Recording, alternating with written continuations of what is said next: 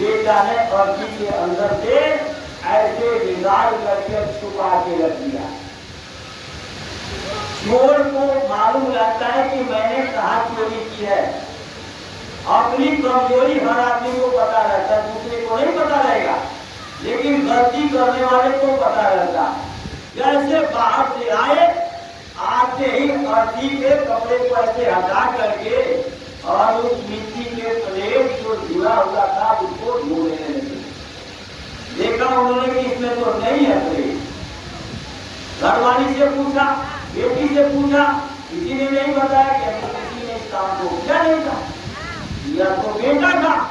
बेटा से पूछा, बोले हाँ पिताजी मैंने संभाल के रख दिया। अरे पिताजी चले गए, अब किसके लिए संभाल के रख दिया? बोले पिताजी आप भी तो उसी स्टेज में आ गए, जिस स्टेज में बाबा थे उसी स्टेज में आप आ गए, तो आपको भी तो भोजन हम उसी प्लेट में देंगे। अब पछताए हो तेरा चिड़िया क्यों करेंगे?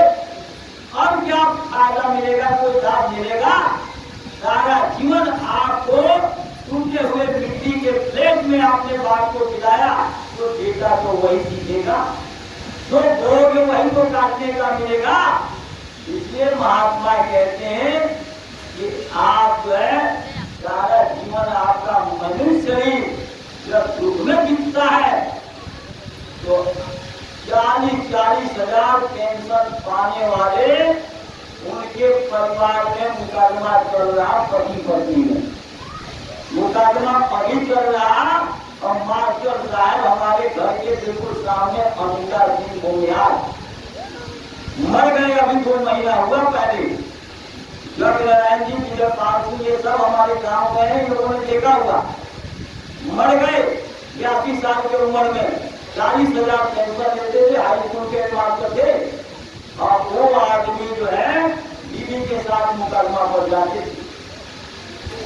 क्या उन्होंने विचार किया था कि हम जो है पढ़ लिख करके और नौकरी कर रहे, पैसा कमा रहे, और इस खुशी के साथ हम शादी करने बारात लेके जा रहे हैं, पत्नी को कितनी खुशी होती है जब ले करके लड़का आता है। क्या उसने कभी विचार किया था कि मेरे जीवन में ऐसा भी समय आएगा कि एक ही कोर्ट में पति पत्नी दोनों को आमने सामने पेश होना पड़ेगा? मैं और जगनारायण और होशियार सिंह का जो है ऑटो था, हम लोग गए थे और चंदी में ये सतवीर जी के यहाँ गाड़ी चलाते थे सुशील कुमार जी। सुशील कुमार जो कुश्ती में स्वर्ण पदक विजेता थे, और चंदी में हाथी पकड़ करके और पैसे और बतासे उठाए जा रहे थे। हम लोग के नजरों के सामने अगर होशियार सिंह आए तो उनसे पूछो, और जगनारायण का नंबर आपके पास हो, बेंगलुरु पहुंच गया तो फोन करके पूछो कि ये बात है कि नहीं। हम लोग के नजरों के सामने पैसा और बतासा लुटाया जा रहा था। उसने कभी सोचा था कि मुझे तिहाड़ जेल में बंद होना पड़ेगा? आपका कदम कहाँ खींच के ले जाएगा? सुशील ने वहां से नौकरी भी छोड़ दी। सुशील कह रहा हूँ आपके सतवीर ने, सतवीर को इस इलाके के लोग जानते ही है। सतवीर ने वहां से नौकरी छोड़ दी, अब कहीं और नौकरी कर रहे हैं सतवीर। मैं कोई भी बात ऊंची नहीं करता, मैं गुरु महाराज से यही प्रार्थना करता हूँ, सरकार मेरे जवान से वही वचन निकालना जो गलत था। क्योंकि जब थोड़ा सा झूठ बोलने से धर्मराज युधिष्ठिर को नरक देखना पड़ा, तो कोई सत्संगी नामदान लेकर के भी सेवा करके भी चाहे कि झूठ बोल के मैं सब लोग करा जाऊं, ये बिल्कुल असंभव। इसलिए झूठ बिल्कुल नहीं बोलना चाहिए, और सत्य बराबर सत्य नहीं, झूठ बराबर पाप, और जाके हृदय सत्य है, जाके हृदय उसी के अंदर भगवान रहता है, उसी को भगवान मिलेगा। इसलिए आप सब लोग जब मनुष्य शरीर में इतने दुखी और परेशान हैं, सब लोग मैं एक दिन सागरपुर से आ रहा था अपनी बेटी का, जब जावड़ी पुल के नीचे आया तो मैं सुअर को टट्टी खाते हुए देखा। मैंने कहा आज से 50 साल पहले तो सुअर टट्टी खाते, अब तो देश आजाद हो गया, अपने देश की सारी व्यवस्था हो गई, कानून बनाने वाले जिनके ऊपर कानून लागू किया जा रहा वो भी अपने देश के आदमी, और इतना विकास हो गया देश का 76 साल में, बहुत तरक्की हो गई। अब सुअर टट्टी नहीं खाते होंगे, लेकिन देखा कि वो टट्टी खा, और आज भी जो टट्टी खा के गुजारा कर रहे हैं, आपसे खाना नहीं मांग रहे, कपड़ा नहीं मांग रहे, मकान नहीं मांग रहे, वो सुअर को काट करके चारों टांगों को ऊपर बांध करके और उसके चमड़े छील देते हो, तो उसका क्या होगा? आपने कभी विचार किया कि हमारे साथ क्या? बकरी पाकी खात है ताको खींचो खाल, और जो नर बकरी खाते हैं ताको कौन हमार, उसका क्या होगा? कभी विचार किया? बकरी के साथ वही, मुर्गी के साथ वही। अरे मुर्गी के अंडा के साथ जब अंडा ही आप खा जाओगे तो बच्चे कहाँ से आएंगे? आप दुनिया के ठेकेदार हो, इसलिए कहीं सुख नहीं है। तब जो है, क्योंकि महापुरुष जो वचन हमारी जबान से बाहर निकालते हैं बहुत सोच विचार के, क्योंकि वो प्रकाश के उजाले में है, उनको हर चीज का ज्ञान है, वो अंधेरे में हमारे जैसे नहीं है, कुछ भी बोल दिया। तब नानक साहब ने लिखा कि नानक सुखिया सब संसार, सो सुखिया यही नाम आधार। राजा स्वामी के किताब में लिखा हुआ है कि सत्गुरु रक्षक जीव, जीव न जाने भेद, गुरु चरित्र जाने नहीं, रहे कर्म के खेद, कर्मों से दुख पैदा होता है। खेद मिटे गुरु दरस से, और न कोई उपाय, दूसरा कोई सब्स्टिट्यूट नहीं है, कोई उपाय नहीं है।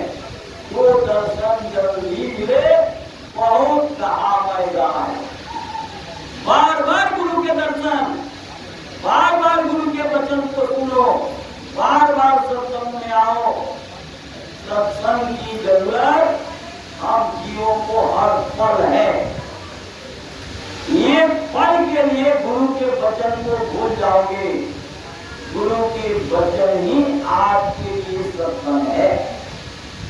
रामायण गीता वेद पुराण शास्त्र उपनिषद ये सत्संग नहीं है, ये सत्संग उन लोगों के समय का जो उस चीज को सुनने वाले, समझने वाले, लिखने वाले महापुरुष थे, और उस महापुरुष ने उनको रास्ता बताया और उन लोगों ने उनकी भक्ति की, उनके लिए वो सत्संग था।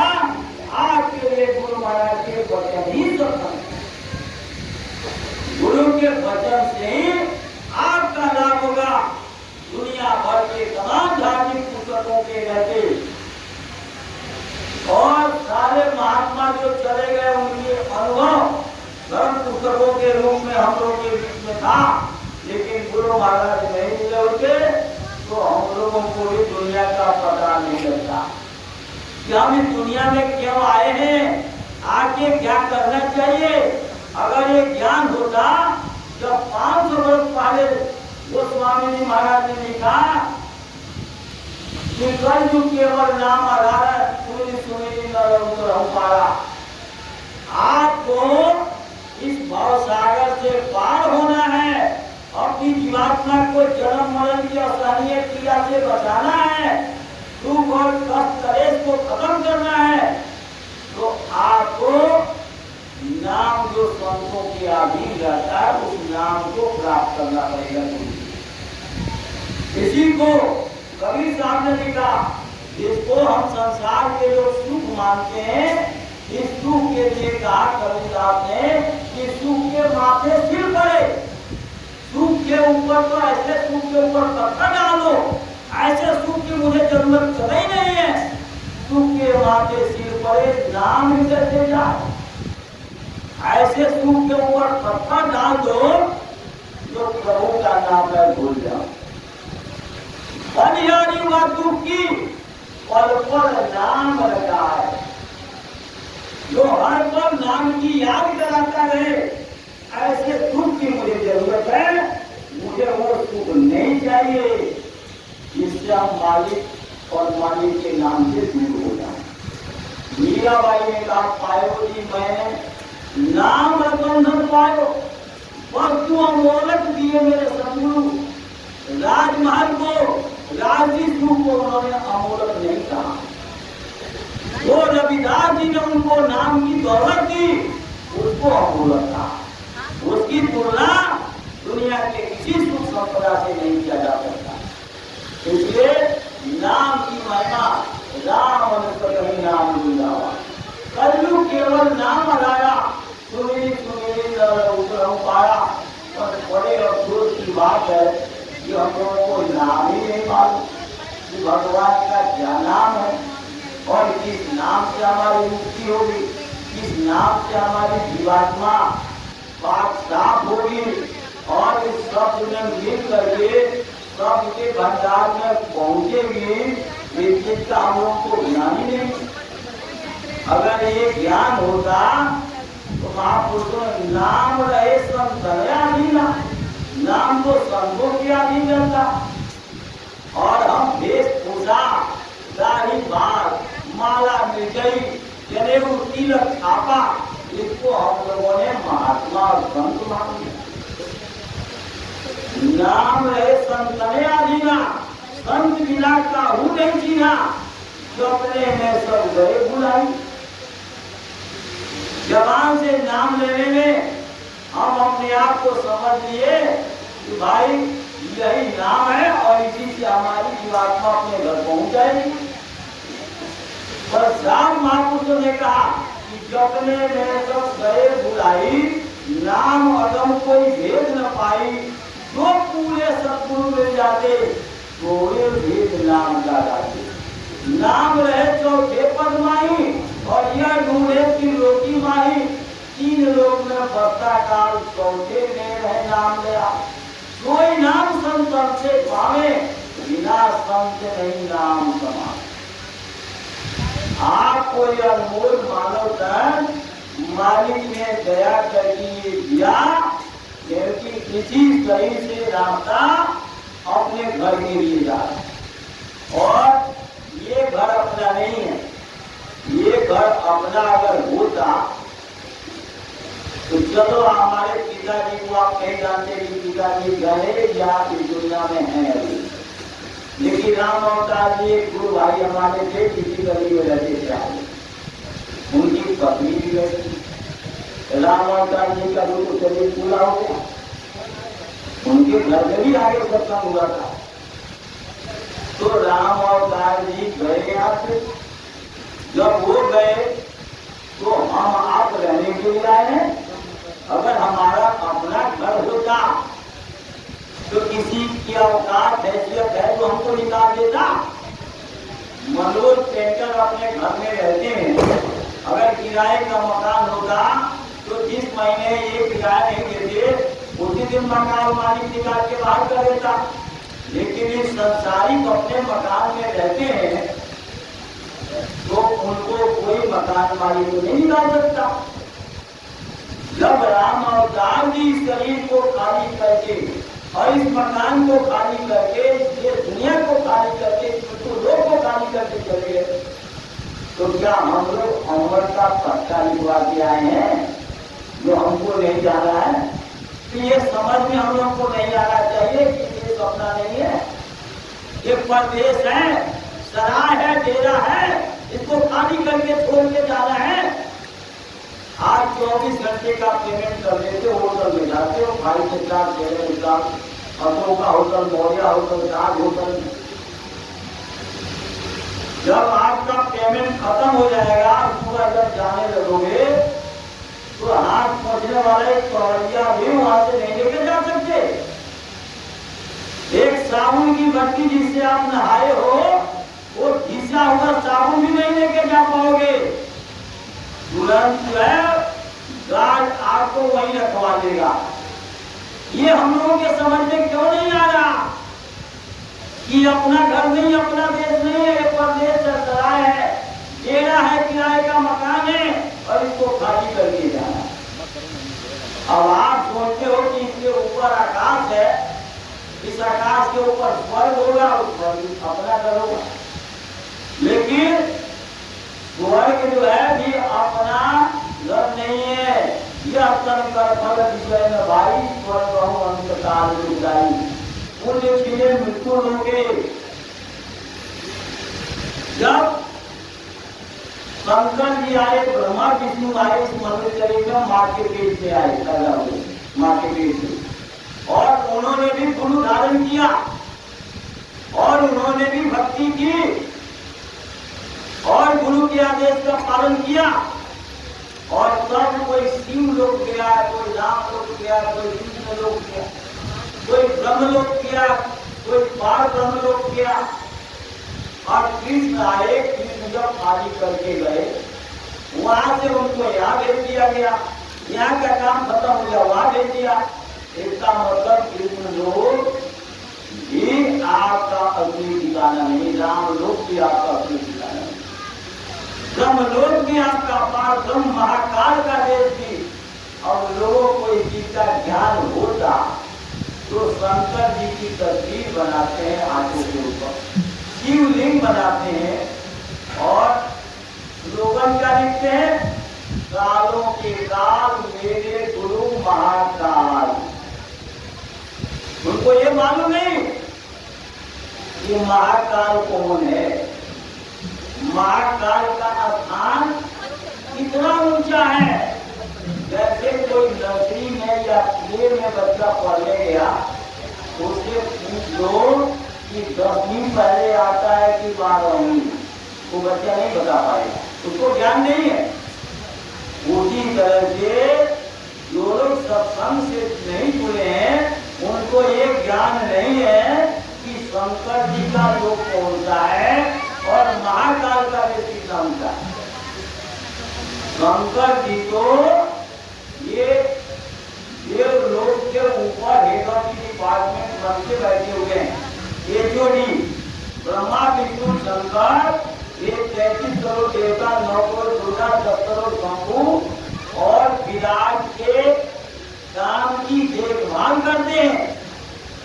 इन लोगों के ऊपर हुकूमत शासन करते हैं और उसके ऊपर जो है आद्या महाशक्ति वैष्णव माता का लोक है और उसके ऊपर त्रिलोकीनाथ जो तीनों लोग के रचयिता है, जहाँ से राम आए थे धर्म की स्थापना के लिए, दुष्टों के संहार के लिए, सज्जनों की रक्षा के लिए अपना काम करके फिर वही त्रिलोकीनाथ के पास चले गए।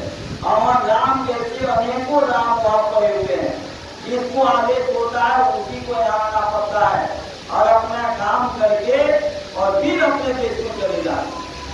उसके ऊपर जो है कृष्ण का लोक है, राम के ऊपर कृष्ण का लोक है और वही तक की साधना जो है विश्वामित्र ने, वशिष्ठ ने और आगे वाल्मीकि ने, सभी वाल्मीकि जी के लिए लिखा हुआ है कि उनका नाम जपत जग जाना, वाल्मीकि भय ब्रह्म समाना। मरा मरा नहीं जपा, राम राम नहीं जपा, उन्होंने जो उनको गुरु ने रास्ता दिया कि संसार से उलट करके और ऊपर के तरफ जब गए, ऊपर के तरफ उनका ख्याल हुआ और उनकी जीवात्मा इस शरीर से निकल करके और जब पार ब्रह्म के देश में गई तो वहां सबके उनको गुरु मिले थे। पार ब्रह्म के लोक में जब गई तो वो ब्रह्म के समान हो गए, वाल्मीकि ब्रह्म समान। और वहीं से कृष्ण भगवान भी आए थे, उसी लोक से जहाँ से आए थे वहीं तक की साधना वाल्मीकि ने किया और उसके ऊपर पार ब्रह्म का देश और उसके ऊपर महाकाल। और जब प्रलय होता है, ये पृथ्वी जो है मिट्टी पानी में घुल जाता है और पानी को आग जो है सुखा देता है और आग को जो है हवा और हवा को आकाश समेट करके अपने अंदर कर देता है। ये सब एक दूसरे में मिल करके और आकाश के अंदर चिपक करके खत्म हो जाते हैं। जो इस धरती पर जितने भी जीव हैं वो सब जीव खत्म हो जाते हैं और केवल पानी के जीव बचते हैं। तो पानी के जीव बचते हैं तो जब अग्नि उसको सुखा देगी तो पानी के जीव भी तरफड़ा करके कम मर जाते हैं और पानी के जीव और अग्नि वो आकाश और ये सब एक दूसरे में मिलित हो जाते हैं। कोई जीव यहाँ रहता नहीं। अब वेद लिखने वाले भी नहीं और वेद की किताब भी यहाँ नहीं रहेगी। लोग कहते हैं कि वेद जो है दूसरा नाम सबसे ऊंचा नाम है और वेद ही सबसे बड़ा ग्रंथ है। तो वेद जब पानी में घुल करके खत्म हो जाएगा, कोई सुरक्षित पृथ्वी पर स्थान नहीं रहेगा, तो वेद और किताब और रामायण और गीता कोई धर्मशास्त्र नहीं रहेगा। और जब महाप्रलय होता है तो सत्पुरुष जो है महाकाल तत्व को समेट करके एक जगह, जैसे इसको उठा के यहाँ रख दिया और इसको यहाँ रख दिया, उस तरह से जैसे अभी ये सत्संग खत्म होगा और जिस पर आप लोग बैठे हैं कार्पेट पर, इसको समेट करके और टेंट वाला लेके चला जाएगा, उसी तरह से चटाई की तरह ये सबको समेट करके सत्पुरुष जो है चटाई की तरह रहते हैं, कुछ भी नहीं रहेगा। और अभी तो ये बड़ा सुनने में अच्छा लग रहा है, लेकिन जो गुरु की भक्ति करते हैं, गुरु से प्रेम करते हैं, गुरु जो है उन सूत्रों को अपने पास सुरक्षित बुला लेते हैं, अपने पास बुला लेते हैं और उन सूत्रों के साथ ऐसा नहीं होता। लेकिन जो गुरु की भक्ति करेगा और नाम दान ले करके सत्संग में आते जाते हो, सेवा भी करते हो, दर्शन भी करते हो, अब कोई कर्म बिगाड़ ली तो आपको नरक में तो नहीं जाना पड़ेगा, लेकिन 84 में जन्म लेना पड़ेगा। सत्संगियों आप बातें समझ लो। इसलिए सत्संग में जब बराबर आओगे तो सत्संग के प्रकाश से आपको इस प्रयोग का बोध रहेगा कि हमको क्या नहीं करना, क्या करना है और क्या नहीं करना। जो नहीं करने का संदेश गुरु बताते हैं, अगर उस काम को आपने कर लिया तो 84 में आपको जन्म लेना पड़ेगा। 84 से फिर गुरु आपको मनुष्य शरीर में ले आएंगे, लेकिन आपको 84 में जन्म लेना पड़ेगा। इसलिए वो जीव बड़े ही भाग्यशाली हैं जिनको मनुष्य शरीर मिला है, क्योंकि लक्ष्य 84 धर्म के मठ में अटका आए और अब की पाता ना पड़े तो फिर 84 जाए। ये 84 लाख योनियों से अलग है। 84 की अंतिम योनि गाय और बैल की योनि होती। इसीलिए हिंदू लोग गाय को माता कहते हैं और गाय को पूजा करते हैं, गाय को रोटी खिलाते हैं और इस भारतवर्ष में गाय की पूजा की जाती है, क्योंकि गाय मरने के बाद बेटी के रूप में पैदा होगी और बैल और बछड़े और सांड जो मरते हैं वो बेटा के रूप में। अब आज कल जो संस्कारहीन बच्चे बच्चियां पैदा हो रहे हैं, इसका कारण क्या है? हम लोग गाय पालते हैं, दूध पीते हैं, गोबर भी खाद के रूप में प्रयोग करते हैं। जब गाय दूध देना बंद कर देती है तो हिंदू लोग उस गाय को हिंदू के यहाँ बेचते हैं और हिंदू ले जाकर के कसाई के पास बन जाते हैं और वो कसाई उस गाय के, बछड़े के, बैल के टुकड़े टुकड़े करके और उसका मांस जो है भाई के साथ के साथ होटलों में और विदेशों में पैक करके डब्बे में भेज दिया जाता है। अब जिसके वजह से वो बच्चे पूरी उम्र बिता करके सांड और बैल और गाय और बछिया के शरीर को नहीं आए, बच्चे संस्कारहीन पैदा होते हैं। वो माता पिता की नहीं सुनेंगे, सास ससुर की नहीं सुनेंगे, प्रेम की भाषा नहीं जानते, बड़ों का आदर सम्मान नहीं करेंगे, ना उनका चरित्र ठीक होगा, ना उनका रहन सहन ठीक होगा, ना उनकी बोली भाषा ठीक होगी, ना उनका व्यवहार ठीक होगा।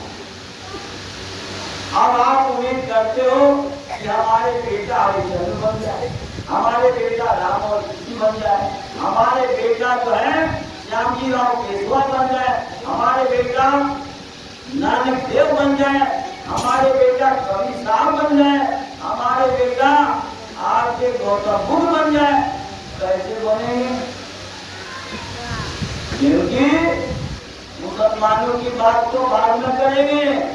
हिंदू जो गाय को माता मानते हैं वही कसाई के पास उस बुढ़िया गाय को बुढ़े गाय को भेज देते हैं, तो पूरा आपको दोष बन जाता है। और आपकी आत्मा कैसे बच्चे ऐसे बन के आएंगे आत्मा जो सेवा करेगी? बच्चे सेवा नहीं करेंगे। गुरु महाराज के एक दृष्टांत आता है कि एक पंडित जी